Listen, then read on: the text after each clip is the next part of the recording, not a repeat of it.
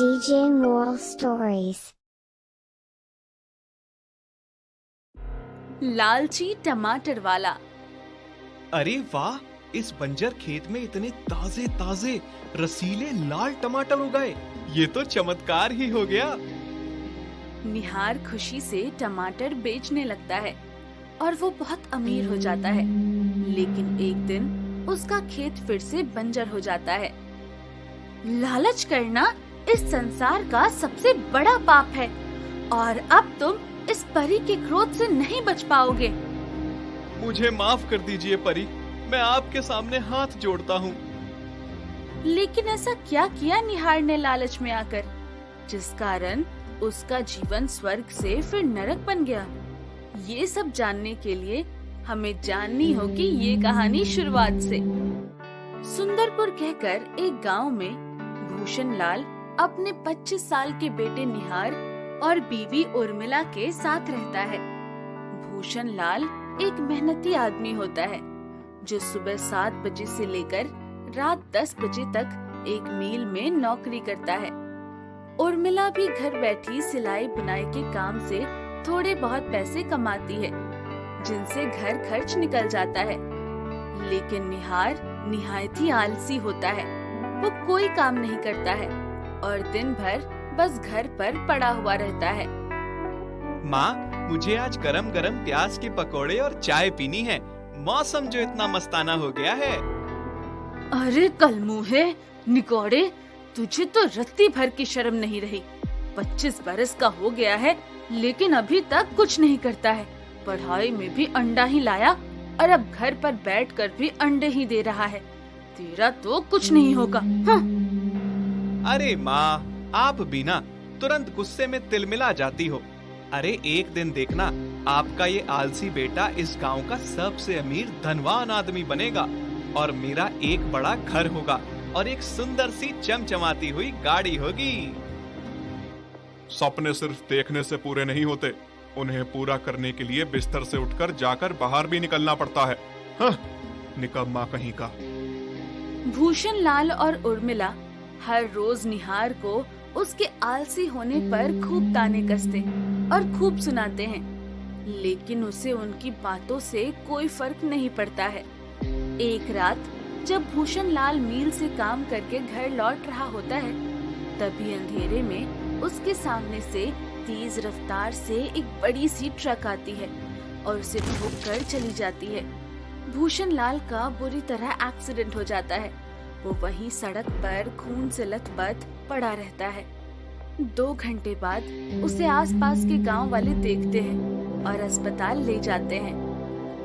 उर्मिला जी, खुशकिस्मती से भूषण लाल जी को मामूली चोट ही आई है जो ठीक हो जाएगी, लेकिन हाँ, अगले 2 महीने तक इन्हें पूरा बेड रेस्ट करना होगा।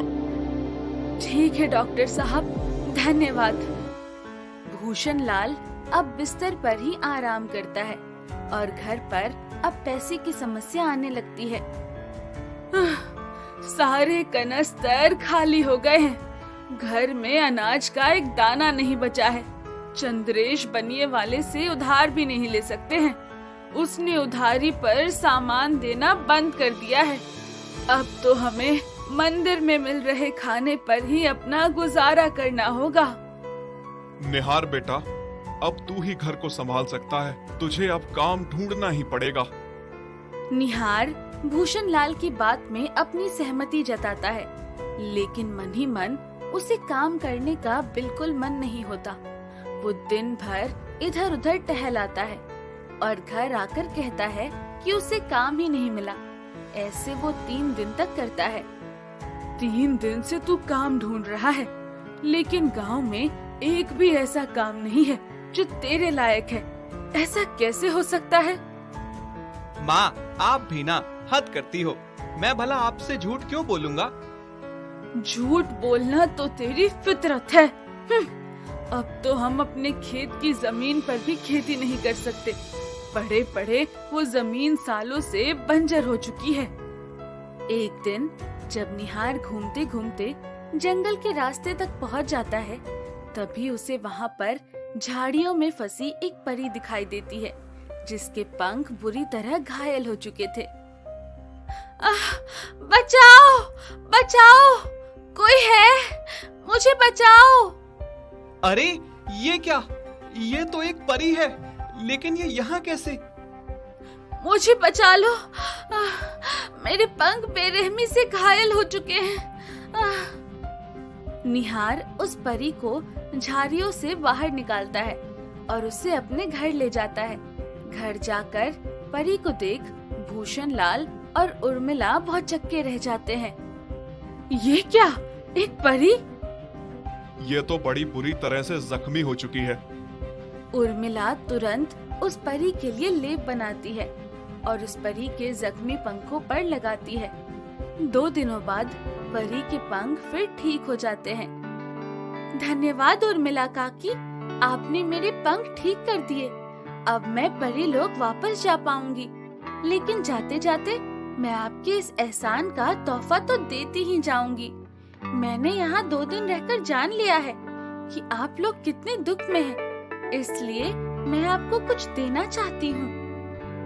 परी अपनी जादुई छड़ी घुमाती है और जादुई बीज प्रकट करती है और उसे निहार के हाथों में थमाती है। ये लो निहार, ये जादुई बीज है। इसे तुम अपने खेत की बंजर जमीन पर फैलाओ और फिर देखना, उस पर तुम जो फसल चाहोगे वो उगेगी। अरे वाह, टमाटर का दाम बहुत ज्यादा बढ़ चुका है। मैं चाहता हूँ कि खेत में टमाटर ही उगे। ठीक है, तो रोजाना तुम्हारे खेत में टमाटर उगेंगे। लेकिन इस जादुई उपहार की एक शर्त है, तुम्हें अपनी कमाई का 30% गरीबों में दान करना होगा। टमाटर बेचकर तो वैसे भी तुम दौलतमंद हो जाओगे, इसलिए तुम्हें ये नेकी का काम करना होगा। ठीक है, आप चिंता मत करिए परी, मैं दान कर दूंगा अपनी कमाई का 30% गरीबों में। आपका बहुत बहुत धन्यवाद परी जी। आपका बहुत बहुत धन्यवाद परी जी। निहार परी से जादुई बीज लेता है और सारे बीज बंजर खेत में फैलाता है और अगली सुबह वो देखता है कि खेत में हर तरफ लाल लाल रसीले और ताजे टमाटर उग चुके हैं। अरे वाह, ये तो कमाल ही हो गया। अब मैं टमाटर को महंगे दाम पर बेचूंगा और खूब ऐश करूंगा। निहार उन टमाटरों को तोड़कर उन्हें बाजार में ले जाता है और महंगे दाम में बेचता है। वो 1 हफ्ते में ही ढेर सारे पैसे कमा लेता है और थोड़े दिनों बाद अपनी बड़ी टमाटर की दुकान खोल लेता है। टमाटर ले लो, टमाटर। ऐसे टमाटर खाए नहीं होंगे। ताजे रसीले लाल टमाटर ले लो, टमाटर ले लो। वाह निहार भाई, तुम्हारी दुकान के टमाटर तो वाकई में बहुत स्वादिष्ट होते हैं। बस टमाटर के दाम कम हो जाए, दाम बहुत महंगा चल रहा है। तुम्हारा क्या है, तुम्हारा तो हर दिन उत्सव ही हो रहा होगा। तो हमसे काहे जल रहे हो काका? ओ निहार भरा, ओ मैनू 1 किलो टमाटर दे दे। सुना है तोड़े दुकान विच मिल रहे टमाटर एकदम वधिया क्वालिटी के हैं। हाँ, लीजिए पाजी, ये लीजिए। निहार 1 महीने तक अपनी कमाई का 30% हिस्सा गरीबों में बांटता है, लेकिन 1 महीने बाद वो सोचता है, इन गरीबों में मेरी कमाई उड़ाकर मैं खुद का ही नुकसान कर रहा हूँ। नहीं, अब बस बहुत हुआ। अब मुझे अपने पैसे जोड़ने होंगे। हाँ, यही सही रहेगा। अब निहार गरीबों को अपनी कमाई का 30% देना बंद कर देता है और स्वार्थी होकर अपना खुद का एक बड़ा बंगला बनवाता है और बेला नाम की एक लड़की के साथ शादी कर लेता है। निहार बेला के प्यार में इतना अंधा हो जाता है कि वो उसकी हर एक बात मानने लगता है। बेला उससे कहती है, निहार, ऐसे कब तक हम तुम्हारे माता पिता को पालते पोसते रहेंगे और वो अब हम पर बोझ बन चुके हैं। हमें पैसे जोड़ने होंगे अपने भविष्य के लिए, अपने बच्चों के लिए, अपने बच्चों के भविष्य के लिए। तुम समझ रहे हो ना? हाँ बेला, ये बात तो तुम सही कह रही हो, लेकिन कुछ नहीं। अभी के अभी अपने माता पिता को घर से बाहर निकाल दो। वो इस बंगले में रहने के लायक नहीं है। निहार बेला की बात सुनकर अपने माता पिता उर्मिला और भूषण लाल को घर से बाहर निकाल देता है। निहार बेटा, बेला बहू, तुम दोनों हमारे साथ ऐसा क्यों कर रहे हो? हम कहाँ जाएंगे? निहार बेटा, हमारी बात तो सुनो। निहार का लालच इतना बढ़ चुका था कि अब वो एक क्रूर और बुरा इंसान बन चुका था। वो ढेर सारी धन संपत्ति कमाता है, लेकिन एक दिन बेला को बहुत बड़ी बीमारी हो जाती है, जिस कारण निहार को बेला के इलाज के लिए अपने सारे पैसे लगाने पड़ते हैं और वो पूरी तरह से कंगाल हो जाता है। बेला अब होश में आ चुकी है, उनका ऑपरेशन हो चुका है, आप उनसे मिल सकते हैं। बेला ठीक तो हो जाती है, लेकिन जब निहार अपने खेत में फिर जाता है तब वो देखता है कि उसका खेत फिर से बंजर हो चुका है और उसका बंगला अब टूट चुका है और वहाँ एक झोपड़ी है। ये क्या? ऐसा कैसे हो सकता है? तभी वहाँ पर परी प्रकट होती है। अपनी तबाही, अपनी बर्बादी को तुमने ही बुलावा दिया है निहार। तुमने गरीबों की मदद करना बंद कर दिया। तुमने और तुम्हारी बीवी ने बुजुर्ग उर्मिला काकी और भूषण लाल काका को घर से बाहर निकाल दिया। वो बेचारे सड़क पर सोए थे, उन्हें मैंने आसरा दिया अपनी परीलोक में। तुमने अपने लालच के पीछे ही सब कुछ गवाया, इसलिए तुम्हारे पास जो कुछ भी था सब कुछ चला गया। इसलिए तुम्हारी संपत्ति तुम्हारे पास टिक नहीं पाई।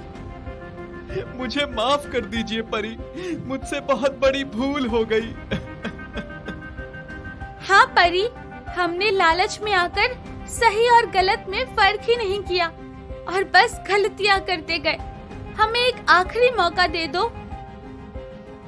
मैं आपसे वादा करता हूँ कि मैं अपनी माँ और अपने पिता दोनों को संभालूंगा और गरीबों की मदद करके एक अच्छा और ईमानदार इंसान बनूंगा। ठीक है, मैं तुम्हें एक आखिरी मौका देने के लिए तैयार हूँ, लेकिन अगर तुम्हारे कदम मुझे फिर से गलत दिशा में जाते दिखे तो मैं तुम्हें फिर से माफ नहीं करूँगी। खेत में फिर से टमाटर उग जाते हैं और झोपड़ी की जगह फिर से बंगला आ जाता है। निहार और बेला को अपनी गलतियों का एहसास हो जाता है और परी के दिए गए आखिरी मौके के चलते निहार फिर से टमाटर बेचने लगता है और अपने माता पिता से खूब प्यार करता है और गरीबों की मदद करके खूब पुण्य कमाता है।